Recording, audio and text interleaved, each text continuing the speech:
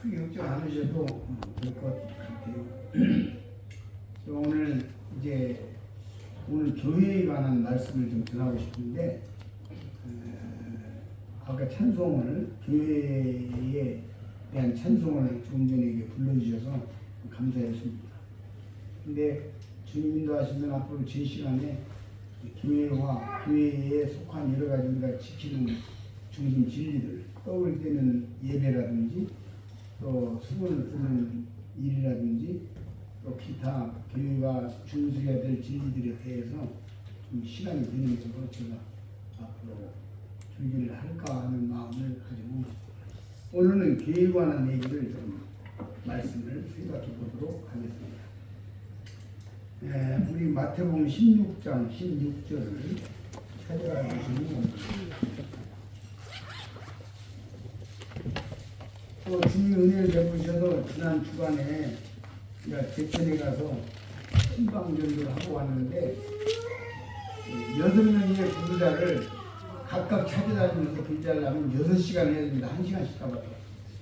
근데 다 모아놓고 말씀을 전하는 바람에 이번에는 덜 힘들었어요. 그래서 컨디션도 빨리 회복이 되고 좀 나았으면 몸조심도 했고요. 틈만 있으면 제가 10분이건 20분이건 틈만 있으면 잠을 좀 잤더니 확실히 나서요. 그래서 기대해 주셔서 감사하고 네팔도 일단 가는 날 그 다음날부터 시작해서 3일간 계속해서 일꾼 세미나에 6시간 말씀을 하루에 2시간씩 전해야 됩니다. 이를 위해서 기대해 주시면 마태복음 16장 16절부터 18절까지 우리 형제님들 중에서 큰 소리 좀 읽어주시면 감사하겠습니다.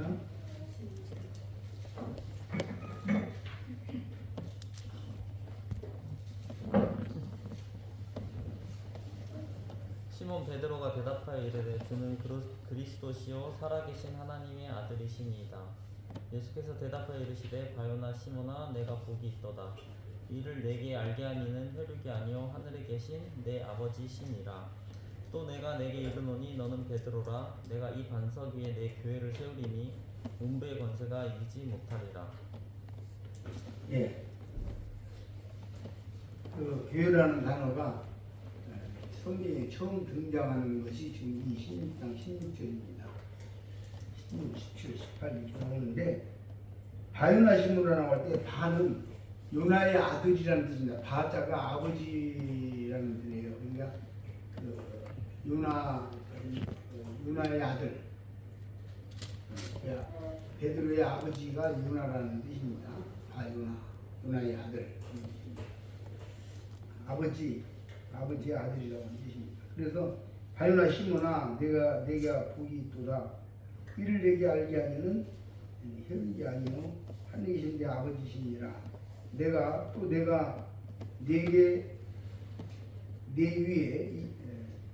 내게 이르노니 너는 베드로라.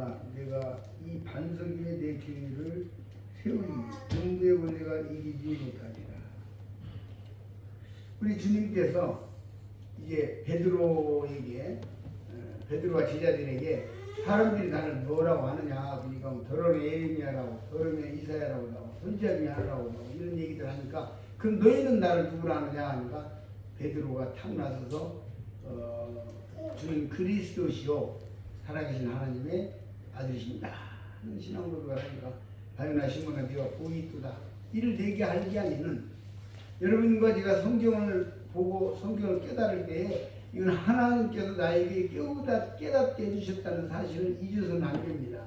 제가 머리가 좋아서 문장 해독력이 좋아서 국어를 잘하기 때문에 성경을 깨닫는 게 아니에요. 성경의 진실을 깨닫는 것은 이를 내게 알게 하시는 하나님이시다라고 주님이 직접 말씀하신 것입니다. 우리가 성경을 읽을 때 어떤 말씀이 이게 이런 말씀이구나 하고 깨달아질 때 성령께서 나에게 깨닫게 해주신 것을 결단코 놓치면 안 됩니다. 그래서 우리가 각각 성령의 깨달음을 가지고 그 성령의 깨달음을 사람들에게 증거하고 교회에서 증거하고 또 저희들에게 증거하는 것이죠.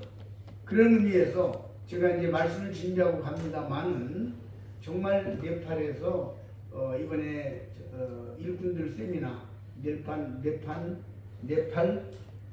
그 장로 세미나를 하는데 거기 이제 강사로 주강사로 가게 되는데 여러분들이 저에게 제가 정말 하나님의 말씀을 깨달음과 그 주님께서 성령께서 나에게 주시는 말씀을 그들에게 전해서 그들이 하나님으로부터 직접 가르침을 받는 깨달음을 갖는 이런 놀라운 신령한 집회가 될 수 있도록 그렇게 음성적으로 기도해 주시면 감사하겠습니다. 이 바요나시는 이를 내게 알게 하시는 하나님이시다. 하나님께서 베드로에게 이런 깨달음을 주셨어요. 아, 이분은 메시아구나. 이분은 그리스도시구나. 이거 하나님 아들이 맞네. 베드로가 이제 이런 믿음이 온 거예요. 그것을 하나님께서 깨우쳐 주신 거다라고 말씀하시면서 이 반석 위에 내 교회를 세울 것이다. 세우리니라고 미래형으로 이야기하고 있습니다. 그 말은 뭔 말이냐면 예수님께서 이제 앞으로 이 교회를 내가 세울 거다. 현재 세운 게 아니라 앞으로 세울 거다라는 말씀을 이야기하십니다. 예수님께서 이 땅에 오신 것은 누가복음 19장 10절에 보면 잠깐 누가복음 19장 10절의 말씀을 넘겨서 보시겠습니다. 누가복음 19장 10절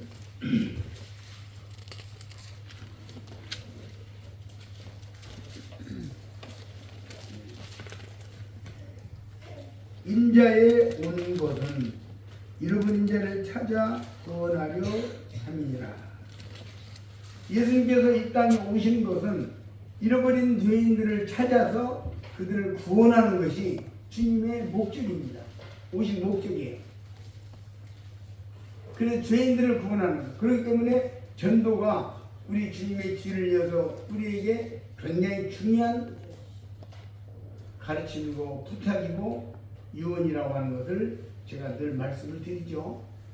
그래 인자에 온 것은 예수께서 오신 것은 잃어버린 자를 찾아 구원하는 구원받지 못한 죄인들은 하나님의 자식인데 잃어버려진 자식입니다. 사탄 마귀의 손에 넘어간 마귀에게 잡혀있는 마귀 따라서 지옥 갈 수밖에 없는 그런 잃어버린 자식이에요. 구원받았다는 건 뭐냐면 그 잃어버려진 마귀에게 잃어버려진 상태에서 회복됐다 돌아왔다 하는 뜻이 되는 것입니다.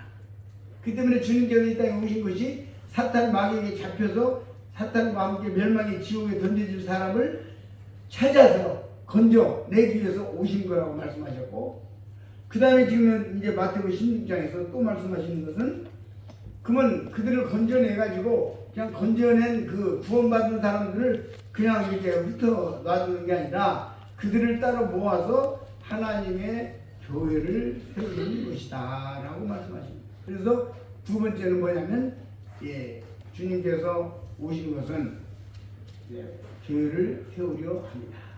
그러니까 이 주님이 이 세상에 오신 것은 잃어버린 자를 찾아 구원하시고 그 잃어버린 자를 찾아 구원한 다음에 그들을 모아서 하나님의 교회를 세우는 것이 주님이 오신 목적이다.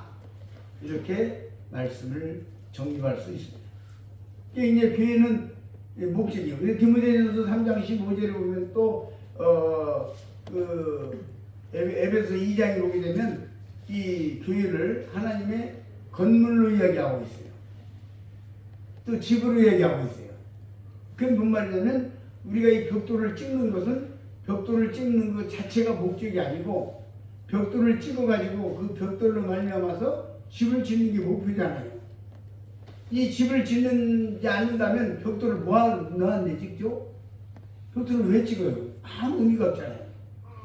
이 벽돌은 집을 짓고 건축하는 데 있어서 필수적인 것이다. 그래서 벽돌을 찍는 거예요. 만약에 전도만 하고 교회를 세우지 않는다면 반토막인 것이에요.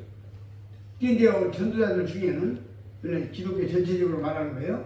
어떤 전도자들은 복음이 있어요. 구원받았어요.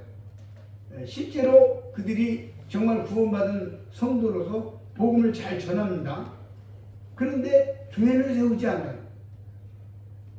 그들이 구원받는 사람들 모이게 하지 않는단 말이 아니고 앞으로 제가 가르칠 이 하나님의 교회의 규범, 교회의 진리, 교회가 어떻게 하나님을 섬겨야 되는가에 대한 성경에 분명한 교회 진리가 있어요. 그런 교회 진리를 순종하지 않고 그냥 단순히 모아놓고 어떤 종교적인 교파는 복음이 없어서 그냥 예배당을 10년, 20년 나가도 복음을 한 번도 들어보지 못하는 그런 교회들이 있는가 하면 그 교회는 지금 말씀드리는 교회는 복음은 있어서 그들이 구원을 받는데 그들이 어떻게 하나님을 섬길 것에 대한 교회지리가 없기 때문에 그들은 구원은 받았으나 그냥 열심히 충성하고 열심히 헌금하고 봉사하고 그냥 살면 되는 것이다 라는 정도까지 우리 못 가는 거예요. 그러니까 우리가 교회를 전도를 하는 것도 중요하지만 바로 교회 진리를 지켜나가고 순종하는 건 더 중요한 것입니다. 목적이 교회니까. 주님은 여기 마태복음 16장에서 지금 교회를 말씀하시는 거예요. 그 왜 그렇게 16장에서 말씀하시느냐? 마태복음 15장에 보게 되면 유대인들이 예수 그리스도를 배반하는 장면들이 나와요. 14, 15 이렇게 하면서. 15장 20절 같은 데 보면은 실제로 그들은 이 백성 입술로는 나를 존경하되 마음은 내게서 멀도다. 사람의 계명으로 교훈을 삼아 가르치니 나를 헛되이 경배하는도다 하는 말씀을 구약을 인용해서 하십니다. 그러니까 지금 마태복음 1장에서부터 쭉 교회가 이제 주님이 가르침을 하고 전도를 하고 해서 많은 사람들이 이제 구원받게 하고 이렇게 왔는데 이제 유대인들이 예수님을 버리는 장면이 12장, 13장, 14장 넘어서 나오거든요. 그래서 주님께서 이제는 교회를 세우겠다고 하는 이런 단호한 결단을 지금 여기 말씀하시는 장면이에요. 그래서 이제는 이스라엘이 아닌 이스라엘 백성으로서 하나님께서 지시하시고 계시하신 가르침이 아니라 이제는 교회 이방 이스라엘 유대 말고 하나님의 교회를 세우겠다라고 지금 선언하시는 장면이 바로 오늘 말씀 읽은 장면이에요. 그래서 이제 여기서 배울 것은 뭐냐면 교회는 이스라엘의 연장선상이 있지 않습니다. 하나님은 교회를 목표로 교회를 세우기 위해서 구약에서부터 아담 때부터 계속해서 역사를 진행해 왔고 그다음 마지막에서는 이제 이 주님께서 이스라엘 중에서 말씀하시고 그 이스라엘 중에서 말씀하신 모든 것들이 예수님의 십자가와 관계가 되는 거예요. 여러분이 아시는 대로 이스라엘 백성 중에 아브라함이 있고 그래서 이제 첫째 이 아브라함은 교회 머리 대신 예수님의 상징이에요. 이 아브라함을 통해서 이스라엘이 시작된 것처럼 예수님을 통해서 교회가 시작이 된 거예요. 예수님 통해서. 그렇기 때문에 이 교회가 이스라엘의 연장선상에 있다고 하는 것은 오늘날 언약주의라고 하는 세상의 교회들의 율법 교회들이 가르침이에요. 그러나 그것이 아닙니다.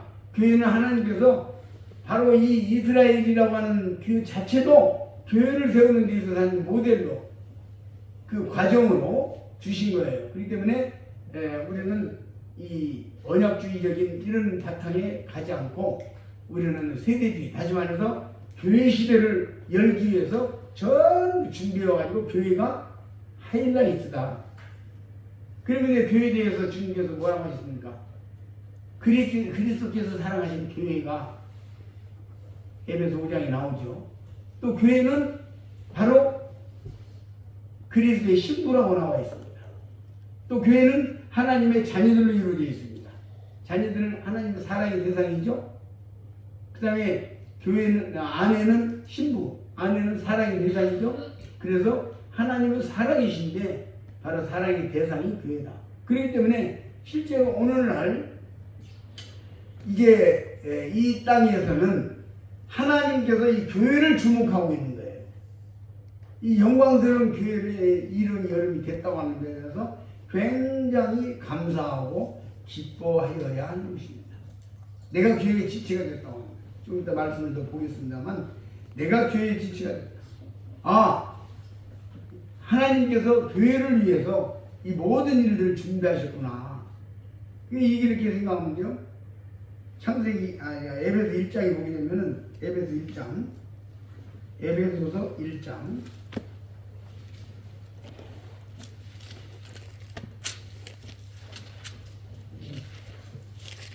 3절부터 보시겠습니다.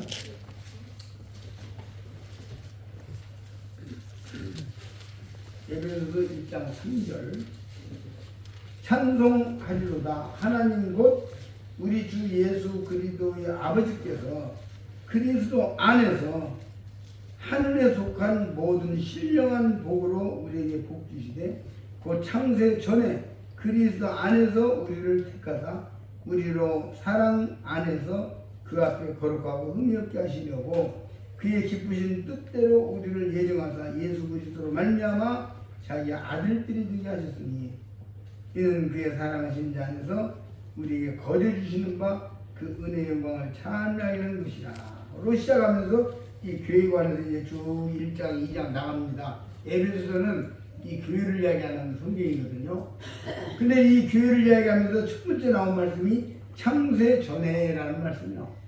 이 하나님의 교회는 창세기 1장 1절 2절 창세 전에 기획하고 준비한 성부와 성자와 성령께서 그때 회의를 통해서 준비하신 교회입니다. 그렇기 때문에 이 교회가 아까 말씀드린 대로 에베소서의 연장선상이 있지 않습니다. 이거 분명히 기억하셔야 돼요. 예, 구약에는 이스라엘이고 신약에는 그것이 교회다, 변했다 이렇게 되는 게 아니라 이 구약의 이스라엘이 바로 하나님의 교회를 이 땅에 일으키는 데 있어서 하나의 과정이다. 동등한 레벨이 아니다라고 여러분들이 확실히 아셔야 합니다. 이 문제는 뭐냐면 언약주의를 주장하는 사람들이 있어요. 구약이 이스라엘이 신약이 와서 교회다. 근데 그렇게 되면 이제 여러 가지 그냥 난점들이 막 생겨나요. 막 생겨나가지고 이스라엘에게는 이렇게 말하는데 이 교회는 이렇게 말하고 이런 문제들이 많이 일어나요. 그래서 좀 오늘날 우리 교회가 이 몸된 교회가 택하고 있는 이 진리를 사실은 일반적인 교회들도 다 인정하고 있는 거예요. 보세요. 이 교회에서는 주님이 공중에 오시는 것을 이야기하거든요. 근데 언약주의는 그냥 지금 천년 왕국이 지금 시작됐다 막 이렇게 이야기를 하거든요. 그러면 근데 내가 구원받기 전에나 일반적인 우리나라 대한민국에 있는 교회들이 그 주님의 주일학교부터 시작해서 주님이 공중에 오시는 것을 찬송하고 있습니다. 그래서 19, 8, 7, 6, 5 주님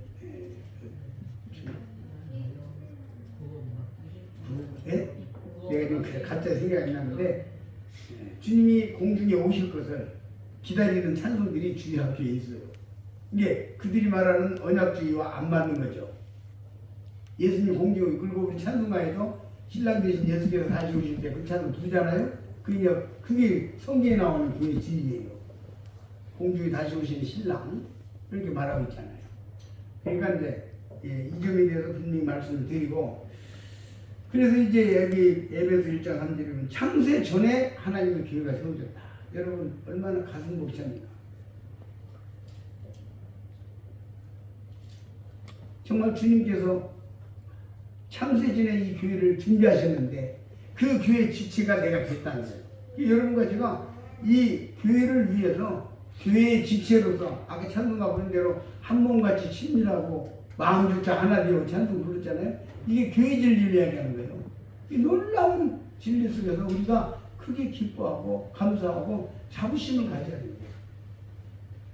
우리가 이제 사도행전 11장에 보게 되면 사도행전 11장에 있는 말씀을 잠깐 넘어가서 찾아보겠습니다.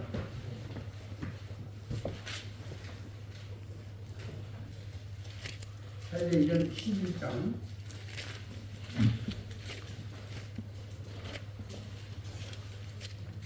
26절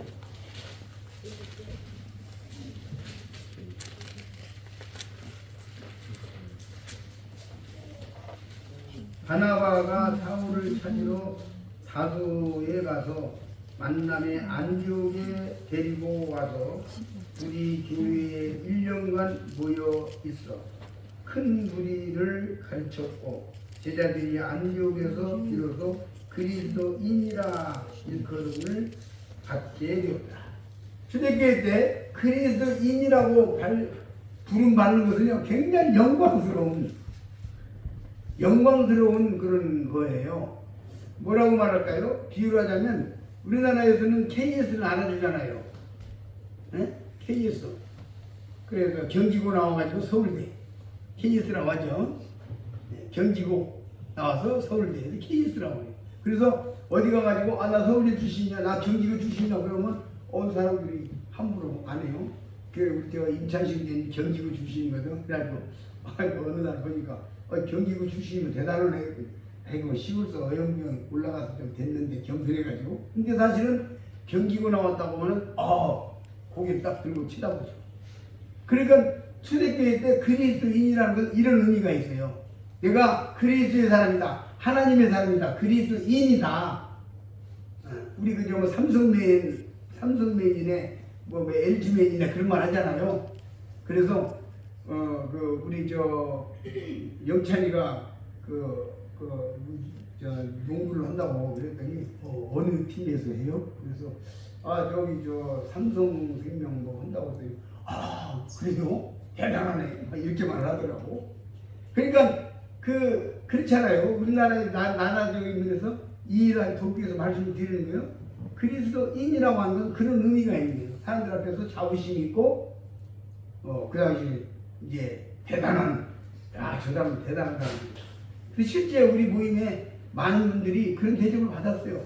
제가 깜짝 놀란 게 카나다에서 실제로 우리와 같은 교회 지체들이 카나다에 있는데 그 카나다 사회에서 그 브래드린이라고, 우리를 보고 브래드린이라고 사람들이 부르는데 이력서에다가 브래드린이라고 쓰면은 1차 우선순위로 다 회사에 취업을 시켰다는 겁니다.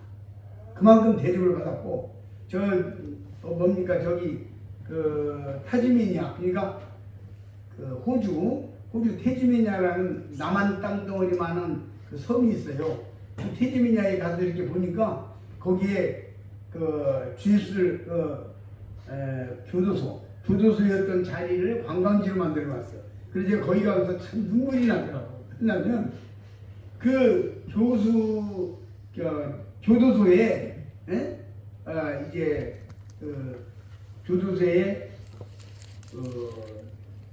교도하는 사람들, 그러니까 주 예수들을 교화시키는 사람들을 영국 정부에서 파송했는데 누가 왔냐면 우리 교회 형제들이 왔어요. 영국 정부는 당시 국교가 성공회거든요. 지금 천주교 성공회거든요. 근데 국가에서 보내는데 저 프레들이 아니고는 안 된다 이래가지고 보냈다는 거예요. 그래가지고 지금도 50년 전까지만 해도 그 섬에는 우리를 이 브레들인만 있었대요. 근데 내가 갔을 때는 지금 한 반반 이렇게 이야기를 하더라고요. 그 당시. 그리고 거기 예배당 그 교도소 안에 교회에 그 천장 절반 좀 남아있고 이렇게 벽돌 돼 있는데 제가 그걸 돌아오면서 그 내용을 들으면서 참 마음에 감동이 되더라고요. 그리스도인이란 예수 그리스도를 믿는 그 하나님의 참된 교회 지체라고 하는 데 대한 대단한 영광스러운 마음들을 그 당시 가졌어요. 우리는 내가 참된 하나님의 교회 지체로서 내가 이렇게 살고 있다는 데 대한 자부심을 가져야 돼요. 교만이 아닌 자부심을 가져야 돼요. 네. 성경적으로만 하고 말씀적으로 해야 돼요. 네. 이것을 우리가 아는 건 굉장히 중요합니다. 제가 택시를 타고 가면서 지난번에 한번 이야기했던가요? 택시를 타고 가면서 택시 기사 양반한테 전도를 했어요.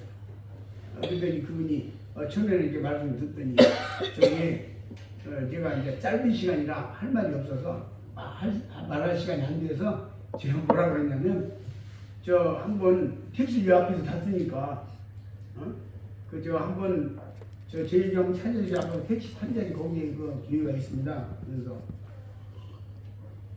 우리 교회는 특징이 무기명으로 헌금을 합니다. 근데 그 사람 갑자기 눈을 크게 뜨고 그런 교회가 있습니까? 대한민국에?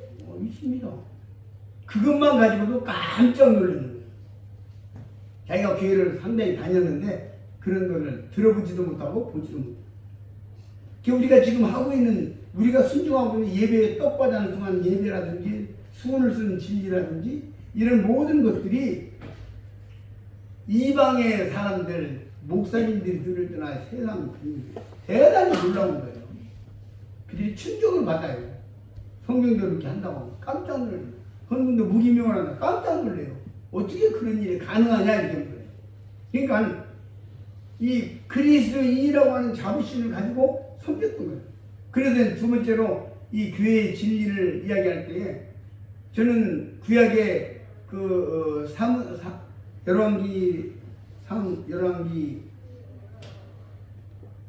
열왕기 하 16장에 압살롬 반역 때에 압살롬의 반역을 해서 그 다윗이 쫓겨갈 때에 다윗의 친구 후세라는 사람을 생각을 합니다. 다윗의 친구 후세를 제가 왜 생각을 하냐면 다윗이 이제 압살롬 자기 아들이 해가지고 완전히 압살롬이 예루살렘을 장악을 해버렸어요. 압살롬 세상이 됐어요. 다윗은 쫓겨서 이게 맨발로 감남산을 넘어서 지금 요단강으로 갑니다. 그러니까 자식한테 완전히 배신당하고 쫓겨가지고 완전히 망해가지고 가는 다윗이 가는데 많은 사람들이 아이도벨이나 많은 사람들이 다윗에게 등 돌렸어요. 지금까지 다윗을 쫓고 그 밑에서 먹고 살던 사람들이 다윗이 그렇게 망하게 되니까 딱 등 돌렸다고. 근데 후세라는 다윗의 친구가 찾아옵니다. 너도 압살롬과 같이 가지. 왜 나를 따라오느냐? 그러니까 아니다. 나는 당신을 따르겠다. 그때는 사실 목숨 거는 거예요. 이제 압살롬이 죽인다 하는 거 압살롬이 장악을 했으니까 아니 난 당신 따르겠다. 그러니까 네가 정말 친구니까 당신이 정말 나를 따른다면 그러면 압살롬이 거기 남아 있어가지고 압살롬을 따르는 척하면서 거기 어떤 작전을 하는 거야. 좀 나한테 연락을 해달라. 굉장히 지금 사무엘하 16장, 17장, 18장 얘기하고 있는 겁니다. 거기에 18장이 나와요. 지금 제가 시간 관계상 그냥 설명만 합니다. 그래 후세가 남아가지고 아이도벨의 그 기가 막힌 전략을 무산시키잖아요. 저는 그 후세라는 사람에 대해서 자주 생각을 해요. 정절을 지조를 가지고 지금 섬긴 거예요. 다윗을 섬긴 거예요. 나는 다윗의 사람이다. 당신이 지금 망해서 쫓겨가지만 나는 당신을 위하고 끝까지 당신을 쫓을 거다. 여러분, 우리가 이 땅에서 살아가면서요, 신앙에 정결이 있어야 돼. 지조가 있어야 돼. 이 하나님의 교회의 지체라고 하는 데 대한 자부심과 내가 어떤 손해를 보거나 어려움을 당하거나 고난을 당하거나 이 몸된 교회를 위해서 내가 사는 데 대한 자부심과 함께 정말 충성을 다하는 그러니까 하나님을 사랑한다는 것은 교회를 사랑하는 것이고 하나님을 섬긴다는 것은 교회를 섬기는 것이며 하나님을 존경한다는 것은 교회를 존중하는 것이고 우리가 에베소 2장에 보면 이제 그 말씀을 생각할 수 있는 말씀이다. 에베소 2장 에베소 1장 22절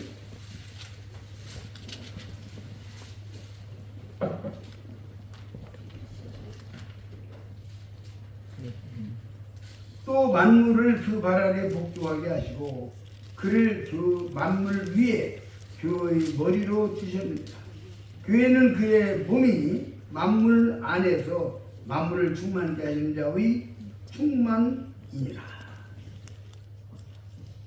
이게요 그림으로 내가 그려주면 아마 확실히 더 아실 수 있을 거예요. 이게 뭐냐면 교회는 그리스도의 몸이잖아요. 그러면 이렇게 돼서 머리가 누구라고 그랬어요? 예수님이라고 그랬어요. 그 우리는 각각 지체가 되는 거예요. 그 다음에 이 교회 밑에 뭐가 있냐면 지금 금방 뭐가 나왔어요? 만물이 나온 거예요. 만물. 그러니까 지금 이 세상 전체적인 영적인 세계를 보면 만물 위에 교회가 있는 거예요. 하나님께서 이렇게 보시는 거예요. 그래서 머리 되신 예수님, 그 다음 우리는 그의 지체, 그리고 그 발 아래 만약에 여기 A라는 형제가 자매가 요 발에 발가락 어떤 지체라 할지라도 만물보다 높다는 거예요. 제가 이 말씀을 청년 때 깨달으면서 눈물 나서 참 눈시울이 오셨어요. 내가 교회 안에서 대단하지 못하고 굉장하지 못하고 연약하더라도 이 몸된 교회 내가 이 발가락 지체를 할지라도 만물보다는 위에 있다. 지금 만물이 존재하는 것은요. 왜 존재하는 줄 아세요? 교회가 있기 때문에 교회 때문에 존재하는 거예요. 그래서 요한계시록 22장에 보면 모든 게 끝나고 난 게 처음 하늘과 처음 땅이 없어진다고 나오잖아요. 만물이 없어진다고 나오잖아요. 굉장한 거예요 이게.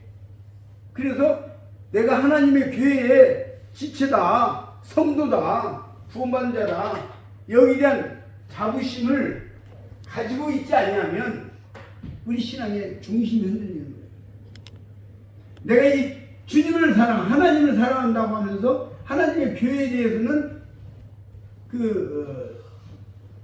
등한히 하는 거라든지 함부로 한다든지, 심지어 어떤 사람들은 하나님의 교회를 흐트러뜨리고 분열시키고 어렵게 하는 건, 이건 정말로 자기를 자기가 찌르는 것이나 똑같은 거예요.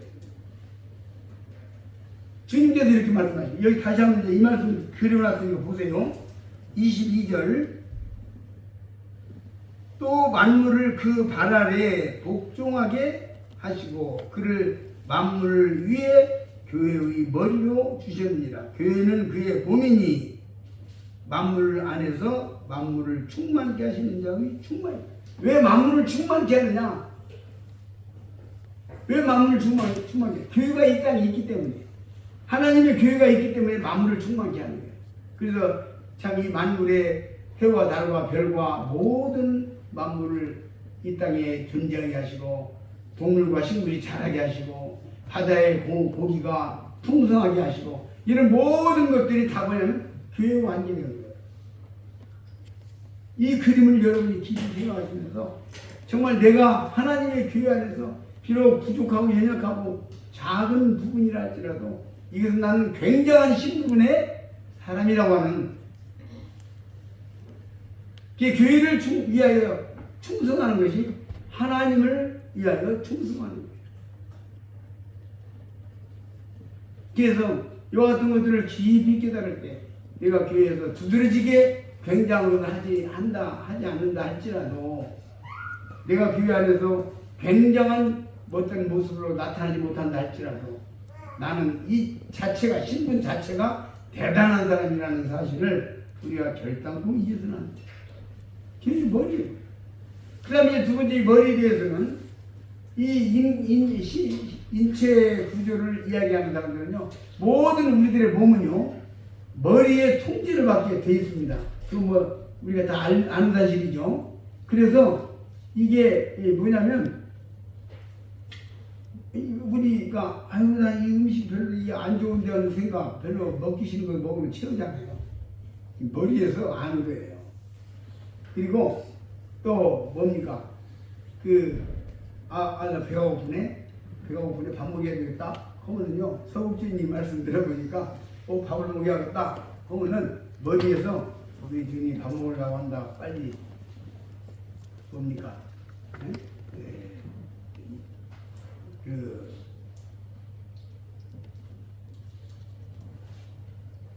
이게 빨리 생각이 안 나는데,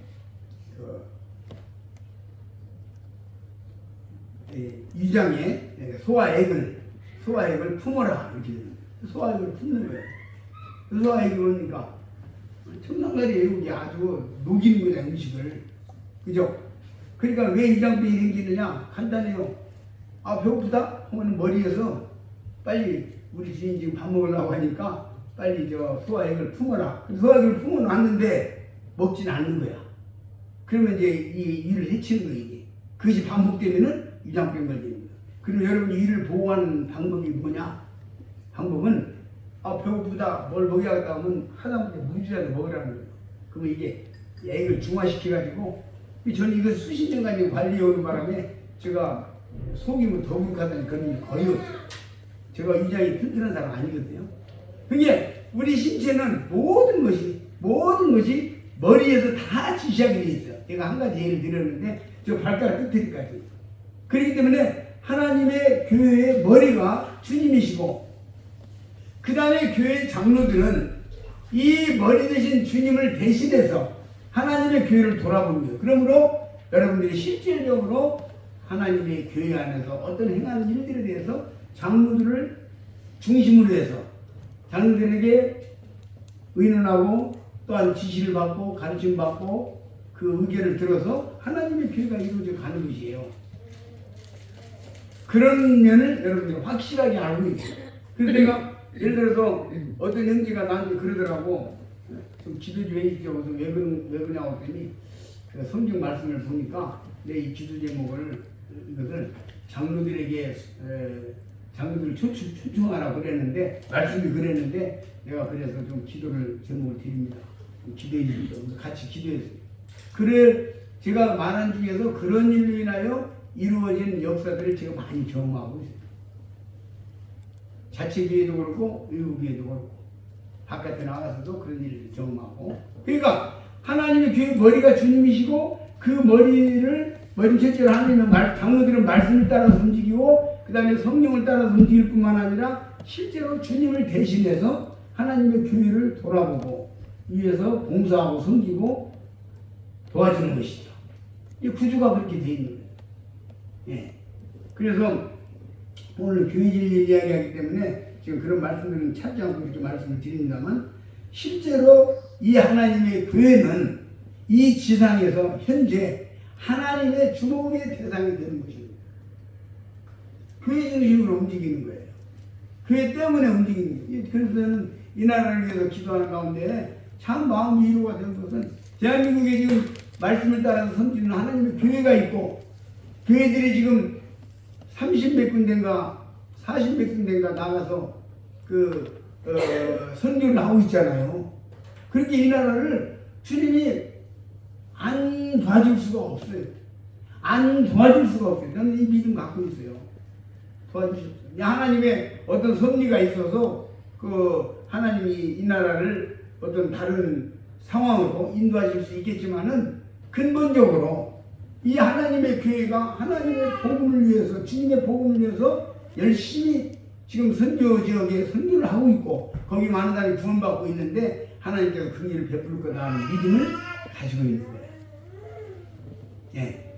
그래서 교회는 이와 같이 실질적인 모든 면에서 주체가 되는 것입니다. 성경의 기록의 목적이 교회입니다. 교회예요. 그러니까 요한계시록을 딱 열면 요한계시록 1장, 2장 7교회에 대한 얘기를 하고 있죠. 2장에서. 그게 끝나고 나면은 4장에서 천상에서 예배를 드리는 장면이 딱 나옵니다. 이 4장 2절에 보면은 이리 올라오라 희로예요. 그리고 4장에서 예배를 드리는 장면이 나옵니다. 근데 여호와는 예배를 드려요. 5장에서는 예수 그리스도에게 경배를 드리는 장면이 나옵니다. 그리고 6장부터 7년 대화를 나오는 거예요. 그러니까 이 지상에서 교회가 들림받고 나면은 이 땅에는 7년 대화를 나오는 거예요. 그래서 7년 대화를 나는 하나님의 교회가 지상에서 없는 때에 이루어지는 것입니다. 자, 우리 대사님과 전서 한번 보시겠습니다. 교회의 이제 휴거 장면을 한번 좀 보겠어요. 대사님과 전서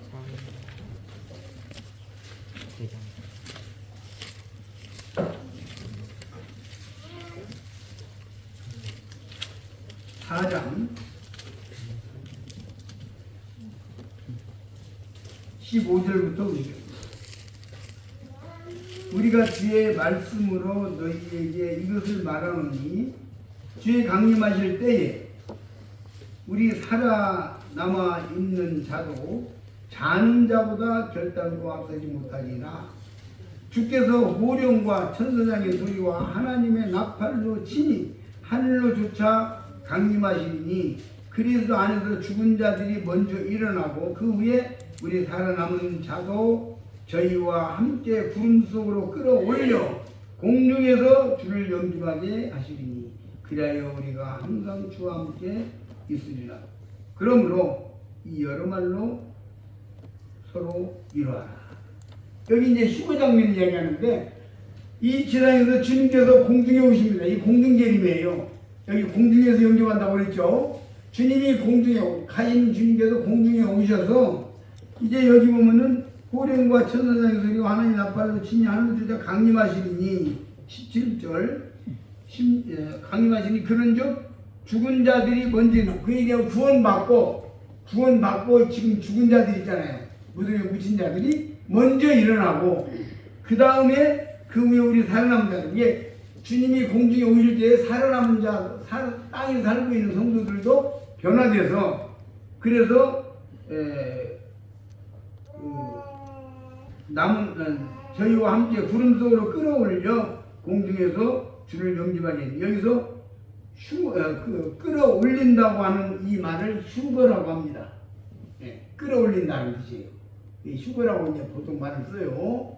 그래서 주님이 이 땅에 살고 있는 그리스도인과 이미 구원받고 땅에 묻힌 그리스도인을 부활시켜서 함께 공중에서 주님 영접하고 주님 나라에 올라가게 됩니다. 이 사건이 요한계시록에서는 이제 4장 입구에서 진행이 되고 4장과 5장은 이제 하나님 나라에 가서 예배드리는 장면이 나오면서 6장부터는 7년 대환란이 와요. 그건 6장은 7년 대환란이 오는데 7년 대환란 첫머리에 제일 먼저 나오는 단어가 이제 전쟁에 관한 얘기가 나옵니다. 기근에 관한 얘기가 나옵니다. 우리가 불을 보듯이 빤합니다. 지금 전쟁과 기근은 뗄 수 없는 관계예요. 전쟁하면 농사 제대로 못 짓잖아요. 실제로. 그리고 곡물전쟁 하잖아요. 이게 전쟁과 지금 현재 세계적으로 아직까지 식량 전쟁은 시작되지 않았지만 욕심 전쟁은 좀 하잖아요. 그 전쟁 지금 전반적인 분위기가 전쟁 쪽으로 기울어지는 데서 저는 지금 상당히 중심으로 심각하게 생각하고 있어요. 세계의 흐름이 전쟁 쪽으로 가고 있잖아요. 미국이라는 나라가 갑자기 이렇게 돌변하는 것도 좀 이상하고 미국은 여러분이 아시는 대로 세계의 경찰 국가였습니다.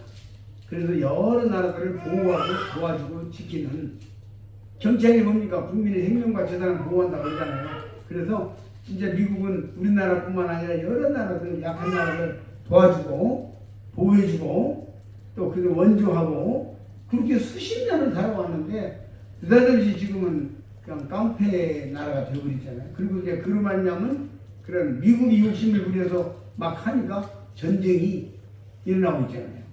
그래서 이와 같은 것들은 주님의 오심의 직전에 어떤 모습과 닮아서 주님이 곧 오실는지 하는 생각을 하고 있다. 이것은 제가 말씀을 드리는 것입니다.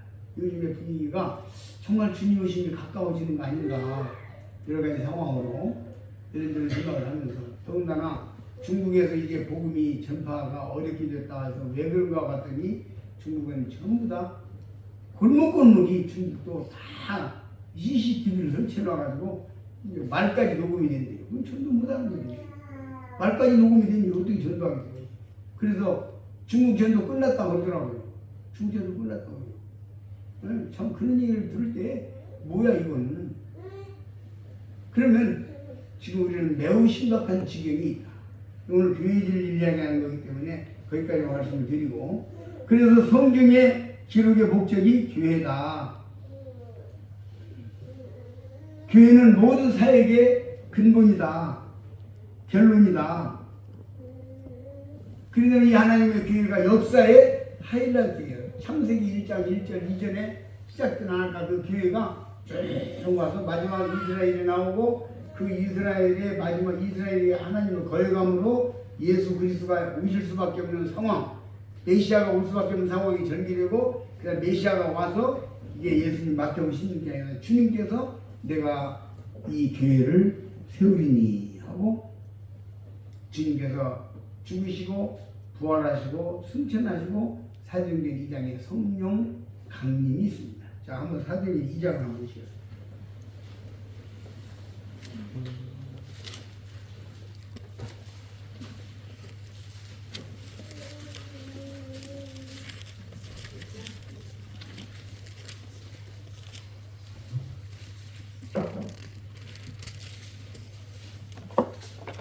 사도행전 2장 1절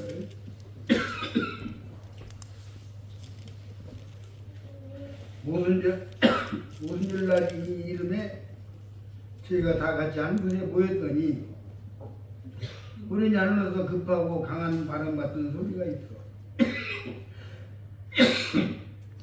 저희 앉은 집에 가득하며 불의 여같이 갈라지는 것이 저희에게 보여 각 사람 위에 임하여 있더니 저희가 다 성령의 충만함을 받고 성령이 말하게 하심을 따라 다른 방언으로 말하기를 시작하니라. 그게 시작입니다. 이게 뭐냐면요, 보세요. 예수님께서 오시기 이전을 구약시대라고 합니다. 구약시대입니다. 이것은 성부시대입니다. 그래서 여러분이 구약성경을 보면은 여호와께서 에레미야에게 가라사대, 여호와께서 스가랴에게 가라사 이렇게 나오죠. 성부시대예요. 그 다음에 예수님이 오셔서는 예수님이 직접 말씀하시고는 성자시대가 열렸습니다. 그래서 주님께 성자시대가 열리고 성자시대가 열리고 간 다음에 마지막 성부시대가 옵니다. 그래서 성부시대는 죄송합니다. 성령시대가 옵니다. 그래 성부, 성자, 성령. 그래서 이 성령시대 다음에 제사의 위가 없잖아요. 그래서 성부시대, 성자시대, 성령시대를 마지막 말세라고 하는 것입니다. 그래서 지금 2장 17절에 보면 하나님이 가라사대 말세에 내가 내 영으로 모든 육체에 부어주기에, 성령 강림을 말세라고 하는 것은 성부시대, 성자시대, 성령시대 말세라는 뜻입니다.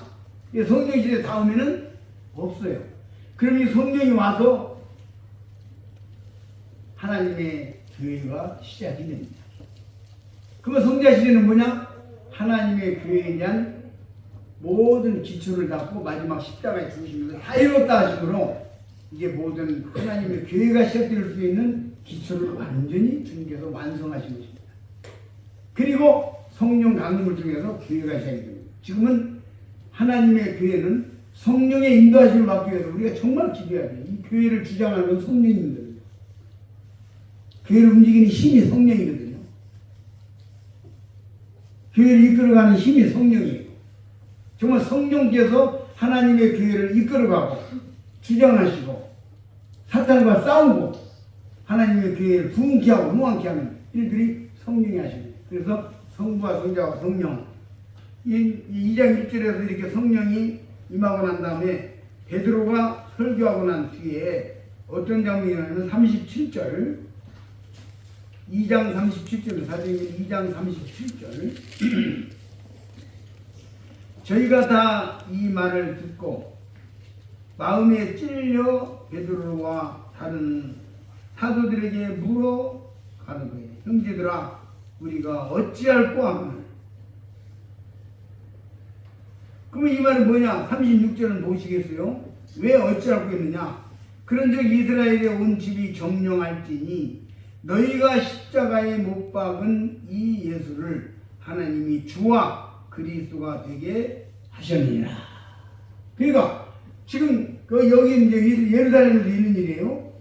그래 이제 베드로가 너희들이 예수님 십자가 못 박아 죽였는데 불과 얼마 전에 그 예수는 하나님께서 보내는 하나님의 메시아였고 아들이었고 구세주였다.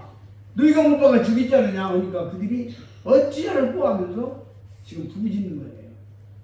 그럴 때 주님께서 뭐라고 하시냐면 다시 한번 37절 보십니다. 저희가 이 말을 듣고 마음에 찔려 베드로와 다른 사도들에게 물어 가로되 형제들아 우리가 어찌할꼬 하거늘 베드로가 가로되 너희가 회개하여 각각 예수 그리스도 이름으로 세례를 받고 죄사함을 얻으라.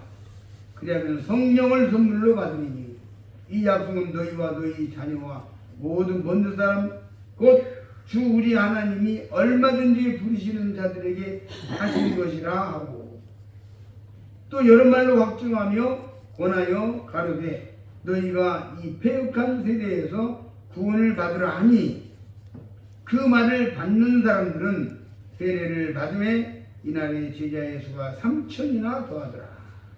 저희가 사도의 가르침을 받아 서로 교제하며 떡을 떼며 기도하기를 전혀 힘쓰니라. 자, 베드로가 복음을 전했습니다. 그 다음에 그들이 사도의 가르침을 받습니다. 말씀 집회예요. 그 다음에 성도들의 교제가 있습니다. 하나님의 교회는 교제가 있어야 돼요. 떡을 떼며, 이 만찬 예배예요. 그죠? 떡을 떼며, 만찬 예배. 떡을 떼며 기도하기를 더 힘들어. 그리고 기도 집회가 있잖아요. 우리 장님들이 토요일 날 오전에 기도 집회를 하고 또 금요일 날 기도 집회를 모입니다. 이게 성경에 이렇게 처음부터 이런 하나님의 교회의 집회들을 지금 말씀하죠. 그리고 교회가 시작이 된 거예요. 그래서 아까 이제 마태복음 16장에서 이 반석에 대해 교회를 세우리니 하는 말씀이 사도행전 2장에서 성취된 거예요. 이때부터 교회 시대가 시작돼서 오늘까지 왔고, 이 교회 시대는 언제 끝나느냐? 이게 오늘이라도 주님이 공중에 오시면 우리 구원받은 하나님의 자녀들이 변화돼서 주님 나라에 갈 뿐만 아니라 또 땅에 이미 죽어 묻혀 있는 성도들이 변화를 이루어서 같이 하나님 나라 공중에 주를 영접하여서 주님 나라에 가게 되고, 지상에는 7년 대환란 전쟁이 시작되는 것입니다. 이 전쟁은 마태복음에 보게 되면 전에도 없어. 마태복음 그 말씀 한번 보시겠습니다. 잠깐 본문이 두고 왔습니다. 마태복음 24장